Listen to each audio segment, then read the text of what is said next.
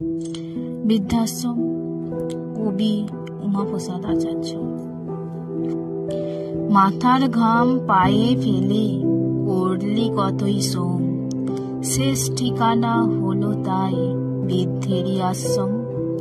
অনিদ্রা আর অনাদরে রাত কাটালি পথের ধারে, তার পুরস্কার দিল শেষে অখিল পুরুষোত্তম। চোখের জলে করলি আপন বৃদ্ধেরই আশ্রম। দ্বারা পুত্র লয়ে সাথে করলি কুঁড়ে ঘর, সন্তান তোরে নিঃস্বরিক্ত খালি হলো অন্তর। সেই সন্তান ধনমান পেয়ে দেখিল না হয় পিতা মুখ চেয়ে, বনিতার মোহে দেয় দূরে ফেলি পিতা যবে অক্ষম। অসহায় পিতার ঠিকানা আজিকে বৃদ্ধেরই আশ্রম। নমস্কার।